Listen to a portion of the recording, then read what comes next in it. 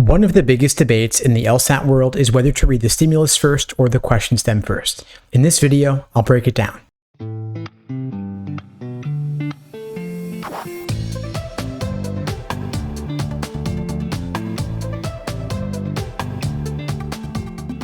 Hey, what's up everybody? Steve Schwartz here from LSAT Unplugged, joining you today to share my thoughts on the epic debate in the LSAT prep world, stimulus versus question stem first.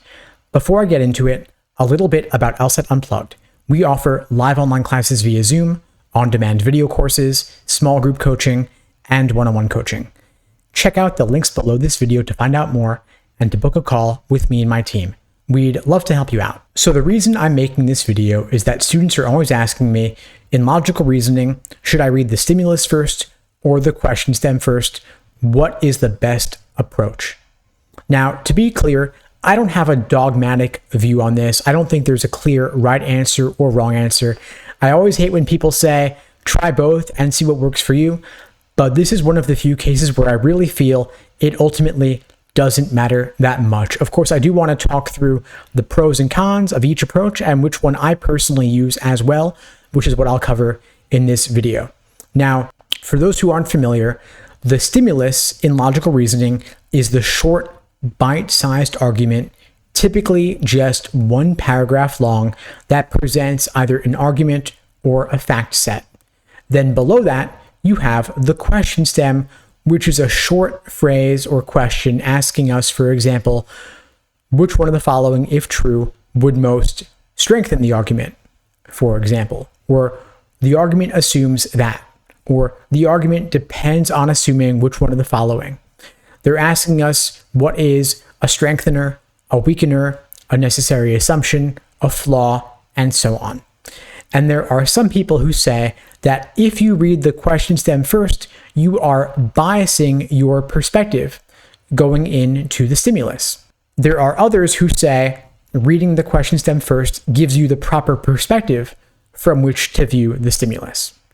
Others say when you read the stimulus first, you are going into it blind if you don't have the context of the question stem.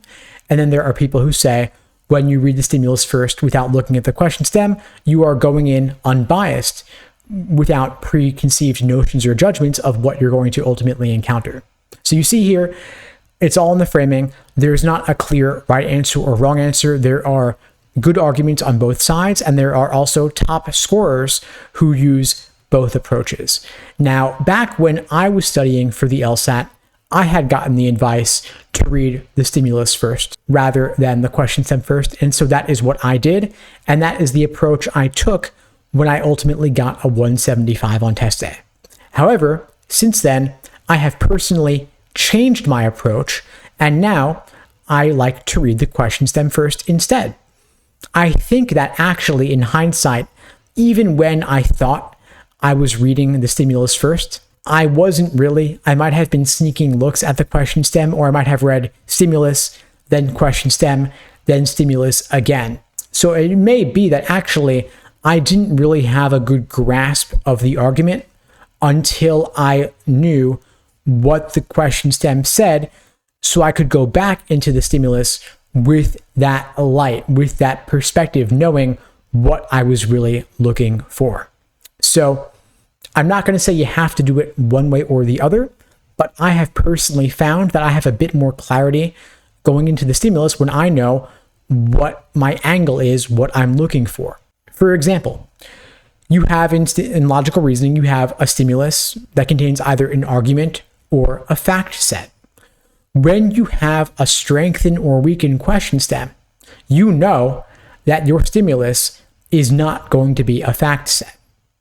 And so you know, okay, there's going to be a conclusion, there's going to be an evidence, there's going to be a gap of some kind that we're either going to expose and widen, or we're going to close and shrink, depending on whether it's weaken or strengthen. When you are dealing with an inference question stem, like must be true or most strongly supported, there is a decent chance that you are just dealing with a fact set. And so you know that for inference, your job is not to evaluate the argument to find any gaps or holes or flaws that you want to poke or ID in the stimulus.